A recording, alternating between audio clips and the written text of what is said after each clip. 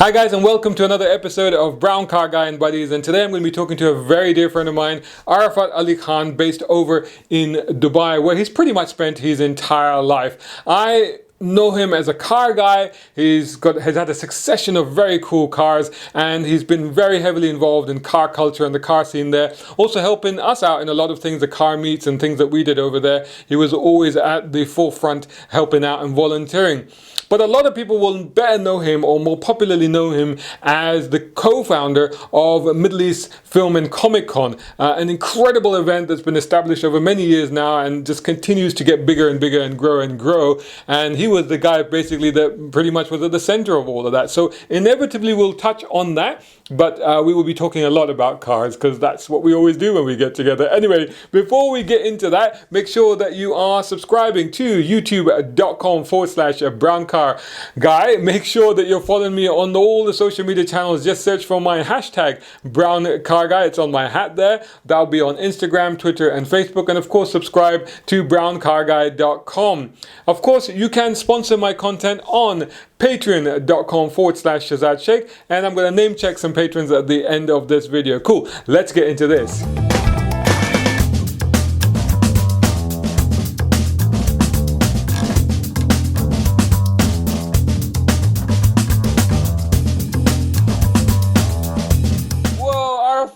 It has been ages. How long since we've seen each other? I think it's been a year and a bit, something for sure. Easily.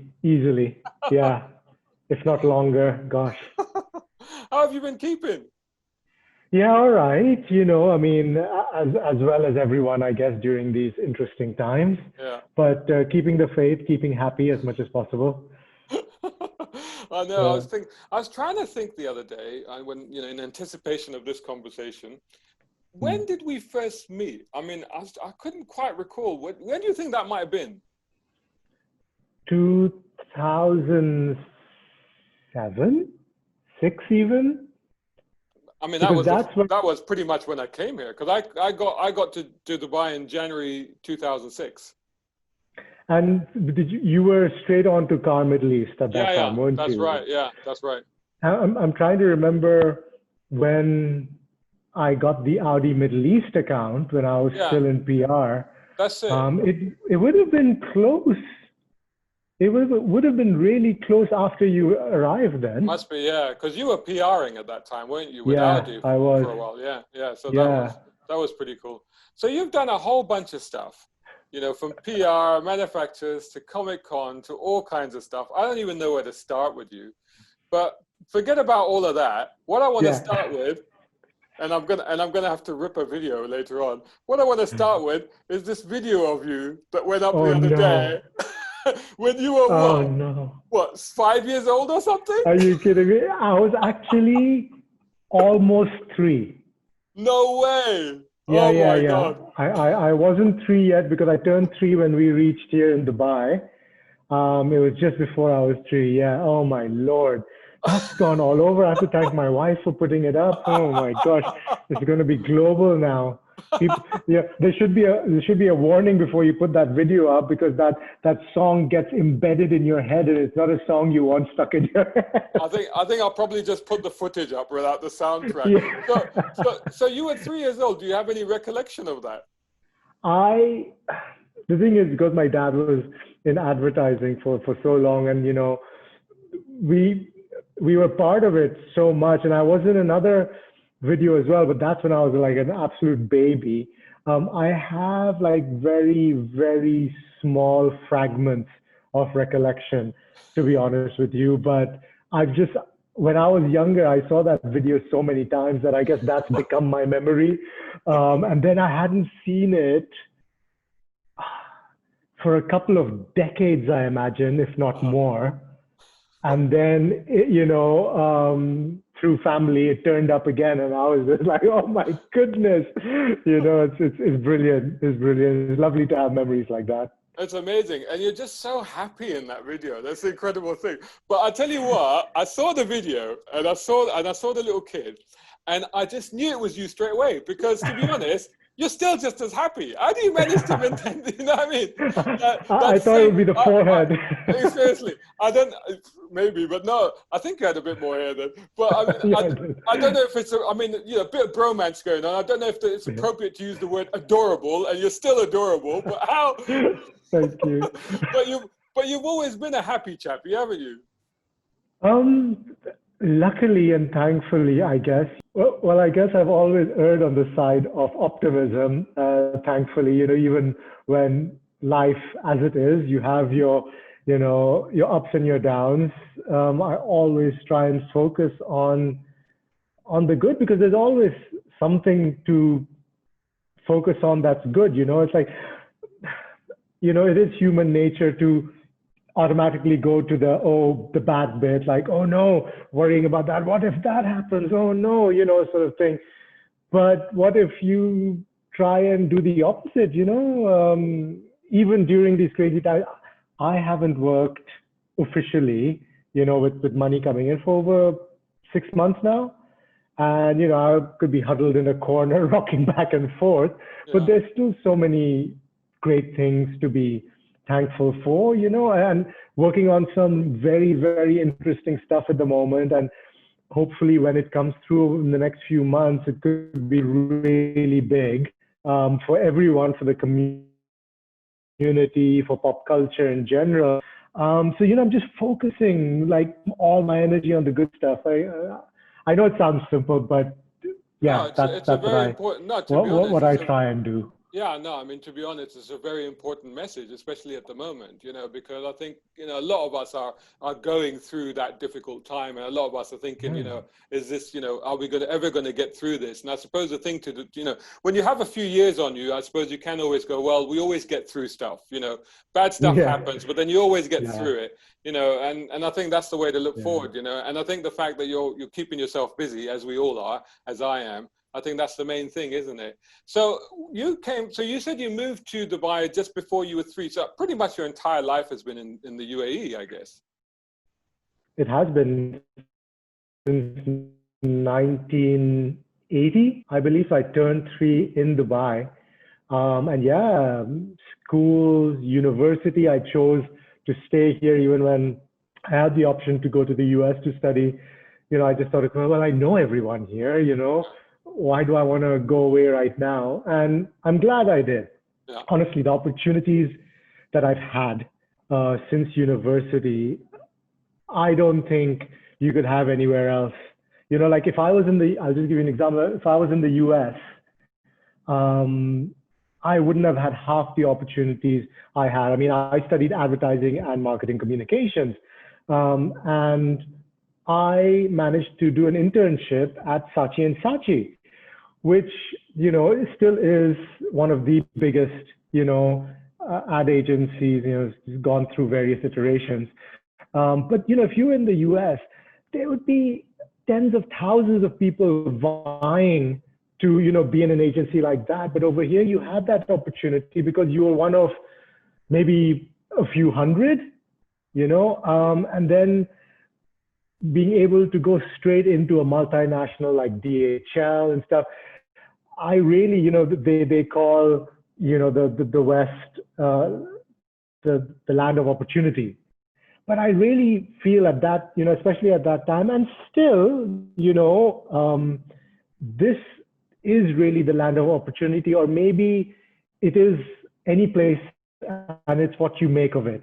You know, it's your mindset when you go into it. So I am very, very thankful, and this place has been good to me. It's been a wonderful, wonderful place to live for the last 40 years, and I hope I can continue to live here because this is home. That's amazing. No, I think you're absolutely right. And I have had previous conversations in this same series, in fact. For example, with Damien, a very good friend of both of ours, you know, and we were talking about the fact that, you know, coming to the UAE, I mean, I got to be on radio for 6 years. I got to do a TV show. I got to edit a car magazine, which was like a dream for me. And I've said in another video that I knew that even though I worked in what was EMAP at the time, and I worked at Parker's, I launched the Parker's website, and Car Magazine was across the floor from us. So you could actually actually see them there. But they were very snooty. They looked down on us because we were parked as used car, and they were like, aspirational supercars, And, and I knew even at that time, even though I was already in that arena, that I would never get to be editor of car over here in London. So I came to the Middle East where I was able to do all those things. So I met you through car, and you were PR for Audi at the time. But that's not your only connection to cars, because you'd always been into cars, right? You've got a fair, you've done track days, you've had a collection of amazing cars. So how did you get into cars? Where did that come from?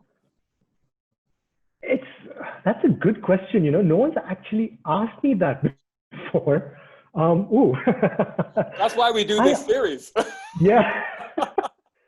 That's really interesting. I mean, I guess, as a young boy at the time, you had those posters up, even though I was a geek as well, and I had, the Star Wars and the comic book stuff up.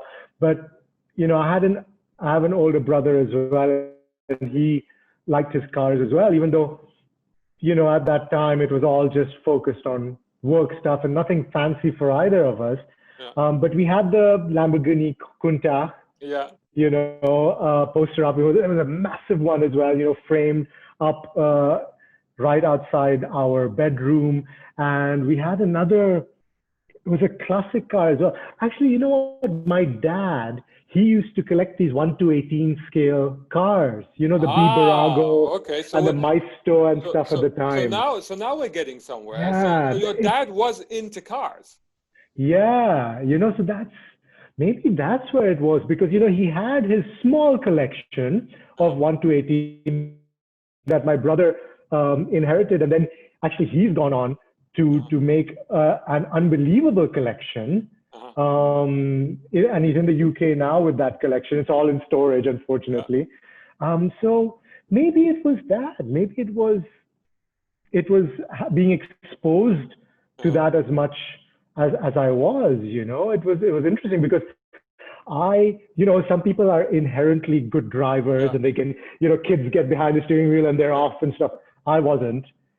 Like my dad, did some car reviews as well, actually, funnily enough, for magazines back in the day. Yeah. Wow. It was just a side thing. Yeah. And I remember. When would that have been? When would that have been? Early 90s.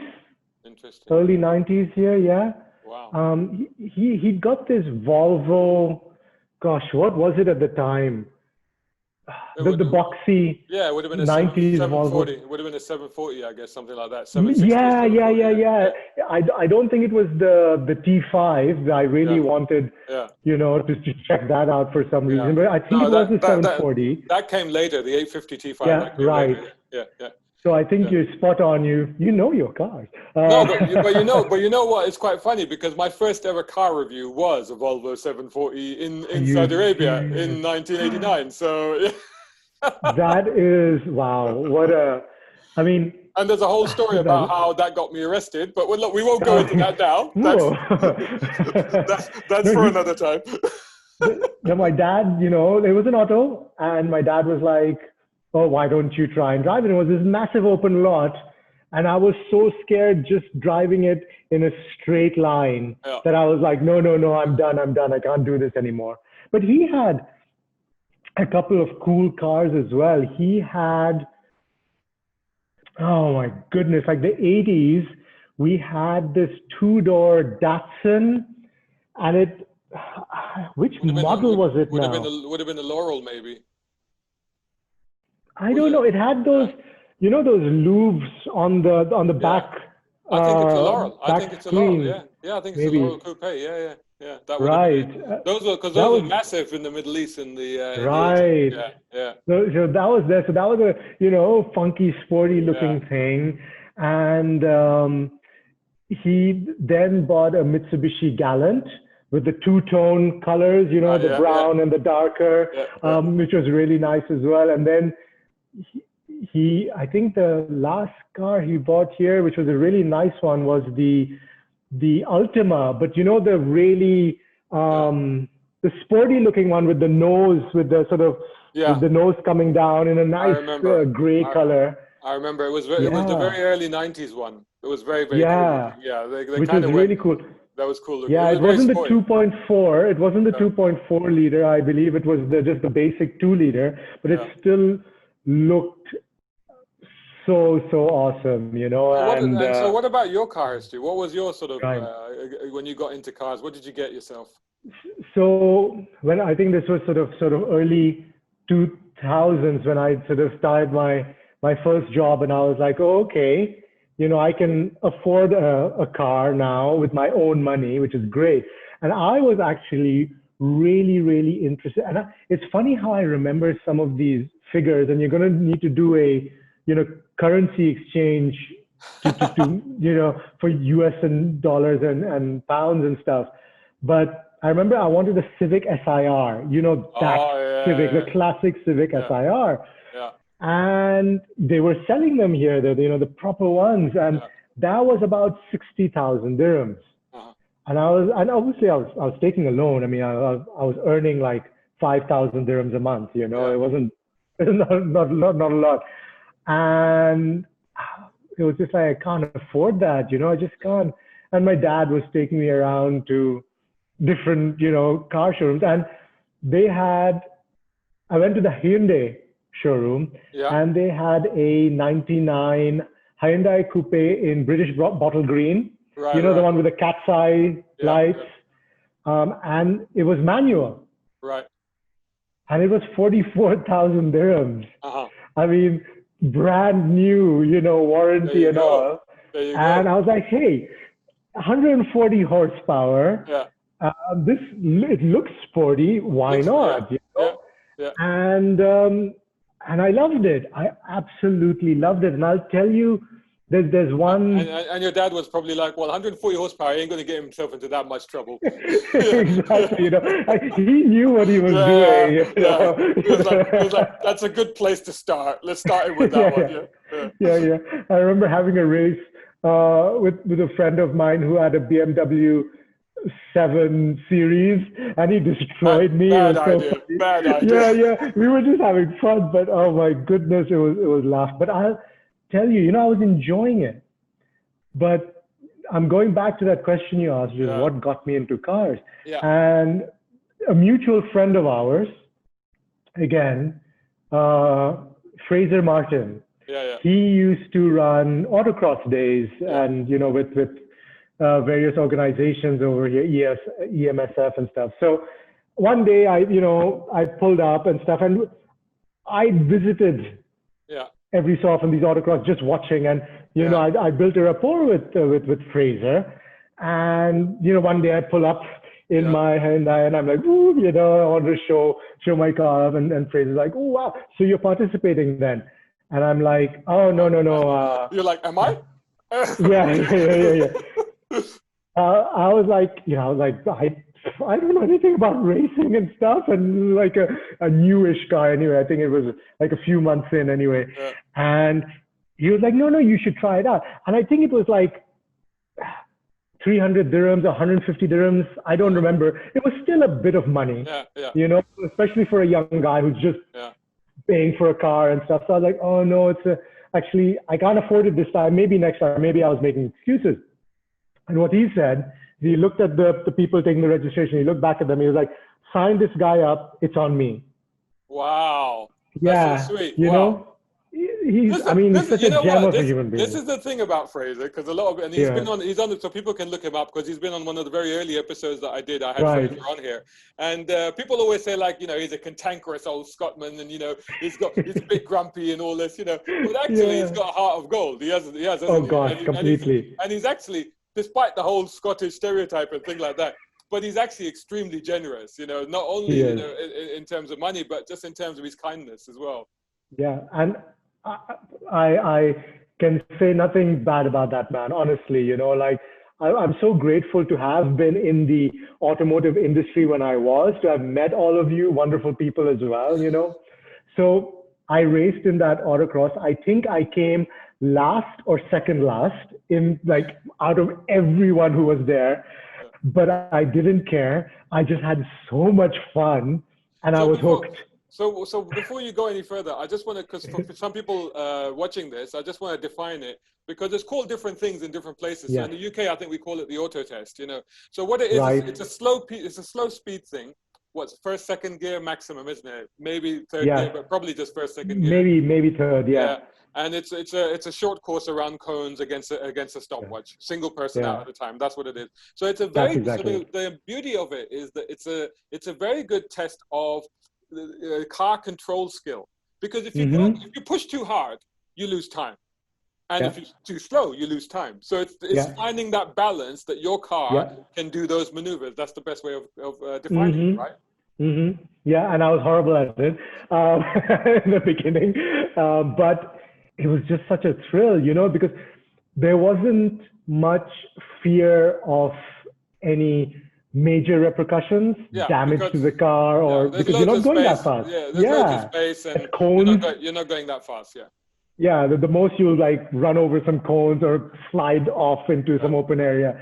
So I think that's what it was so appealing. And I don't know, I was always that, even for a geek, like a super geek, I was always into what's on what's the latest cars being, like released and stuff like that. And I still am today, whether I can afford that supercar or not. Do I want to see a drag race? Yes, I do. It's like, so moving on from that, I mean, you didn't do track stuff, did you? You stayed to the autocross stuff, or did you do? I did a few track stuff with my next two cars after the Hyundai, but that's where I stopped because you have to be very committed to that because tire wear, fluids, all of that, brakes, and I was just like, oh gosh, I'm not that into it, that I want to be paying that much for replacements because they're not cheap on performance cars, No, exactly. Just name the next two cars that you had after that. So, as I said in the beginning, I'd wanted that SIR, and it just so happened that Honda here was getting in for the first time the official Civic Type R. I think it was 2001 when the EP3 Type R came out, and I was drooling over that thing for a while. I don't know if Google was around at that time, but I Googled everything, and probably Alta Vista or Yahoo. That maybe, was probably, but at work, I was like printing out the e-brochures, and my wallpaper was the Civic Type R. And the first year they actually came out with the car at a brilliant price, like a brilliant price. It was 72,000 dirhams, brand new. Wow, that is very good. Yeah, and because the next year they bumped it up to 90 because it was so popular. Yeah, so I bought it at the right time. Again, on loan, and I was just like, I got a good price for the Hyundai, which I think was shipped off to Russia or something. Oh, right. Yeah. Wow. So the Civic Type R, and that's when the modding bug started with the Type R. But what a car! Yeah. What a car! My gosh, I still, it's the one which had the gear shift out of the dash almost. That didn't really have a center console. Yeah. If I could have kept all the cars that I've owned, I wish I could. That's the one. Oh man, I mean, and they're worth quite a bit now. They're going up in value, those ones. There you go. I mean, it was practical. Like the stuff with the seats folded down, I was able to stuff in there, and it was just such a hoot to drive. You stuck with Honda for a while after that, didn't you? Because I did. I remember you hadn't, because when I knew you had an S2000, and you had an NSX, which was bought from another mutual friend of ours, which actually I had done a review on as well. So you bought the same car. That's interesting. You bought the same car that had appeared in Car Magazine. That's crazy. Yeah. There you go. Yeah. There you go. Like maybe subliminally you were selling me cars, Shazad. That was what it was supposed to be, isn't it? I've been guilty of worse things, so that's fine. Yeah. So you stuck with Honda for a while. I did. And I was the S2000 I owned for 9 years. Wow. And honestly, I would have I would have kept her if, she wasn't feeling like she was Yeah. getting on. Right. It was 145,000 kilometers and things were starting to creak and Yeah. leak. And, Yeah. I went Yeah. through 2 radiators Yeah. already Yeah. in her. But what a car, that Yeah. S2000. I mean, Amazing. till now, when I see one on the road, my head will turn Yeah. because it is still such a good looking car, both drop top and the top up. I wish I'd been able to keep that. I wish I was able to keep the NSX. Yeah. That, oh gosh, I mean, it was a special car that, I mean, it was temperamental, that's for sure. And I only found out why when or during the process of selling her, which is a bit of a shame, but hey, what you going to do? Which was a faulty ECU. Some of Right. the points had actually burnt. Oh, So the I see. signals kept on getting messed up and it would cause issues. Yeah. Yeah. If I just changed that ECU, There you anyway, go. but Yeah. it was a 91 and the previous owner was a good friend, as you were saying, Yeah. had done a beautiful job in doing a 2002 facelift He'd upgraded it, hadn't he? Yeah. Yeah. Yeah. with But NSXR bits and actually, I preferred it before. I I actually, know, I and I know. said that at the time, didn't I? I said I preferred Yes, it before with the pop-up lights. I mean, come on, yeah, pop-up lights. But let's move I on hear from you. Hondas, because then Yes, you went muscle car for a while. You went full muscle car. You went Cadillac CTS-V. I did. And you know why, actually?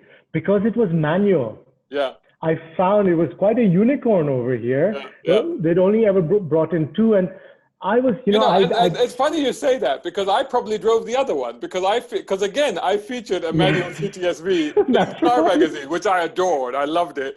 And then This when is the you bought white your one, car, right? no, it was the same color. So when you bought yours, I thought you'd bought the same car. Ah, I thought you yeah, and bought we the checked same the car. VIN. Yeah, but then it Yeah, turned out that it yeah. wasn't. Yeah, Yeah, thank God for that. yeah. After you driving, Never buy a press car. Yeah, exactly. yeah. Yeah. Yeah, so I'd sold the NSX and I had this amount of money and I'd said, you know what, I'm going to take my time and I'm going to look around and shop around because I still had the S2000. I was like, so I have a perfect, beautiful car. I'm in no rush. I'm just going to have and I was quite interested in the Z4M Coupe. Yeah. At the time, they were lovely cars, but they were all in rough shape. Yeah. All the ones I'd seen, and then I saw this ad for the CTSV, and I'd been in one, a coupe. I think the CTSV coupe, and I wasn't very thrilled by the looks at all. Yeah. But this was a sedan, and I was like, ooh, I was like, this is interesting. Yeah. And the guy, I still remember, I think he was a British Singaporean gentleman, and the car looked like it had come out of the showroom. Yeah. He had kept it so well from paint to interior. It looked like it was a new car. And I drove it, and it was what I loved the power, of course, was coming from the Yeah, Hondas, it which was weren't, 556 horsepower, wasn't it? Something yeah, like that. which is ridiculous. Yeah. Coming from, I think the NSX was maybe 300. Yeah. The S2000 was 240, maybe 250, 260 after mods, Yeah. who knows. Yeah. 550 massive, insane, like tires squealing all in third gear. Yeah. But what I remember that sort of sold it for me was it handled. Yeah. The car really handled. And I was just like, this does not feel like I'm sitting in a big sedan. Yeah. And that's what kind of clinched it for me. And yeah, how long did I have that? I had the CTSV from 2013, I believe, until last year. Yeah. So yeah, That was an amazing and car. And just to give a lie to a lot of people saying about the quality and reliability, I mean, you had no major issues with that car? I didn't until I did. Right. So the thing is, what was I up to? I was up to 140 again, I think, maybe 1,000 kilometers. And it felt like it was just every so often, too often, it needed to be in the garage for something. Shocks. Yeah. Brakes and discs, fine, but little fuel pump. You know, I had to order in the fuel pump because it was way too expensive here. And other small things, just like all of a sudden, oh, this is going, that's going. And it, more than anything, because I love the car, I still do, you know. Yeah. Thankfully, the current owner still keeps on sending me pictures because he's done a bit of work on it. So I'm really happy about that. But it was just getting frustrating. It was just getting so frustrating. I was like, I can't, you know, it was like mentally, it was preying on my mind all the time. Like, oh, is it going to be okay? Is something going to go break down now, you know? And that's not a nice place to be, you know, sort of. And then you finally bought the Z4. Never Z4. Spit upon the Z4. Go on, tell people what you've really bought. I bought the 2020 Supra, Toyota Supra, yeah. I think they figured that out by your cheekiness and my reaction anyway. And how's that been? That is my first automatic car. It's the first auto car I've ever owned. Wow. In whatever, 25 years. Yeah, of drive, maybe 20 plus years of driving. And I'm loving it. I don't know, maybe I'm getting old, but I remember I went to the showroom because again, I was looking around, you know, I was like, you know, I don't want to go over a certain budget. And this was pushing it, to be honest, brand new. And, you know, I went up and I was like, no, they're not going to let me test drive it and stuff. So I was having a chat with the sales guy and I was like, is it possible to take it for a test drive? And he was like, yeah. And I was like, okay then, sure, you know, sign me up. And I went a few days later and I test drove this thing, you know, and I was remembering S2000, you know, that sort of thing. And the first thing that like really hit me was this thing shouldn't be this fast. Yeah. You know, it was much, much faster and it felt like it had a lot more power than what they were saying. As soon as you know, when I was coming from a 550 horsepower supercharged. Yeah, you know, so I was like, oh, nothing's going to compare to that. Yeah. But I was smiling, you know, I was just like, ooh, you know, and it had that little bit, it has that squirrely back end, you know, that sometimes it would sort of lose it like the S2000. And so it reminded me of that as well. And, you know, that power, the looks I loved, you know, as well. And the handling and just the feel that I know, you know, a lot of people are like, oh, it's too twitchy, it's not good, you know, but I like that. Maybe because, you know, makes you feel alive. Makes you feel alive. Right? Anyway, you know? we're nearly out of time, so we can't go without talking about, of course, the other big thing that you're most probably more known for than cars. And again, it goes back to what you were saying right at the beginning of this, when you were talking about the fact that UAE presents that opportunities to do stuff that you maybe wouldn't get a chance to do elsewhere.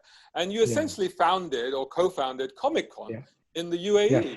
I mean, we've only got a few minutes left, but what was that experience like of doing something that's gone on to become like an establishment now there, hasn't it? That is the epitome of dream come true for me. You know, and again, I think, you know, you sort of segued back to what I said earlier. Where else would you be able to say that? Yeah.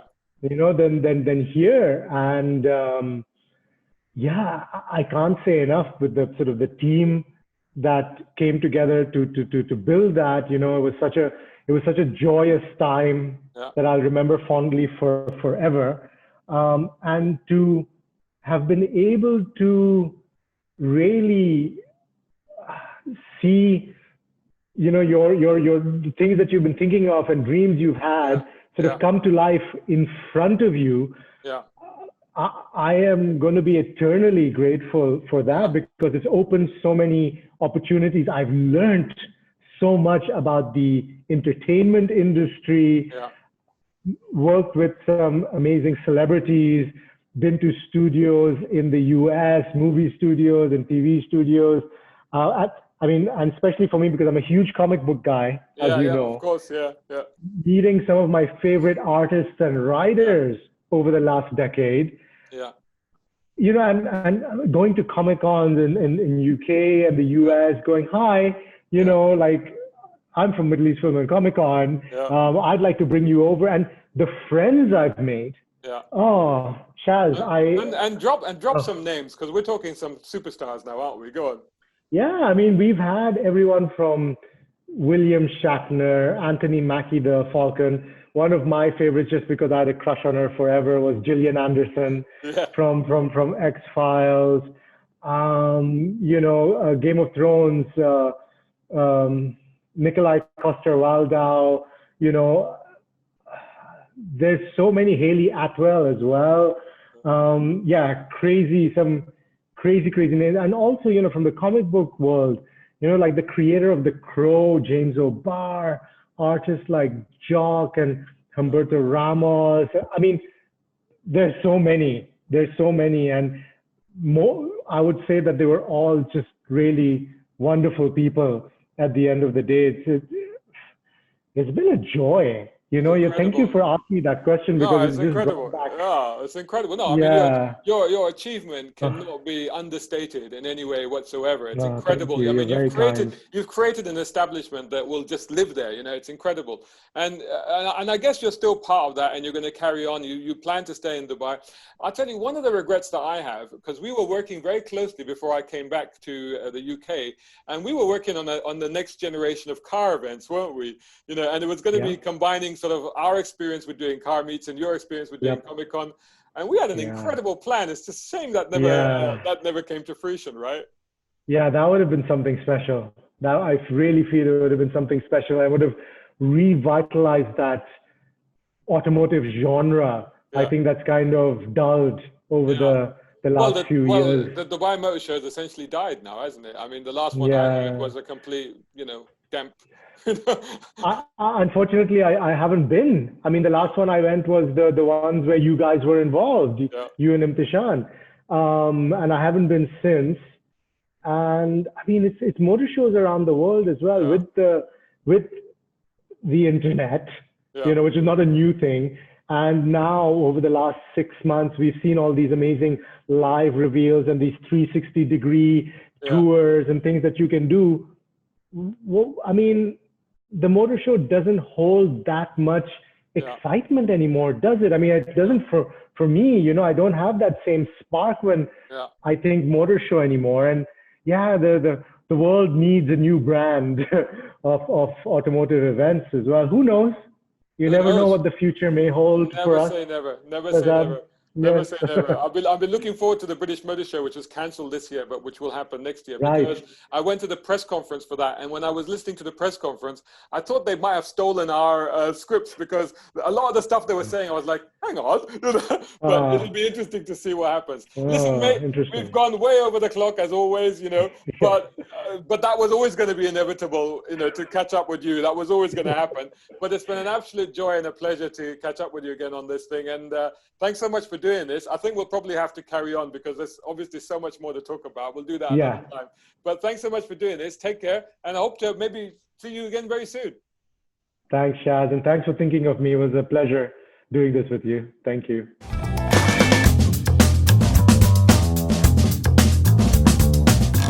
Oh my God, it was always going to be such a joy and a pleasure to catch up with my good buddy Arafat there. And I told you we were going to talk a lot about cars. But he's a great example of Dubai giving you these opportunities to do things that you maybe wouldn't be able to do anywhere else. And, what an incredible achievement he's had with Comic-Con, and what he's set up there has just been absolutely phenomenal. Anyway, I hope you enjoyed that conversation. Let me know what you thought about it in the comments above below elsewhere. If you know Arafat, leave him a message. message in the comments above below elsewhere. That would be great. Or let me know your interactions with him.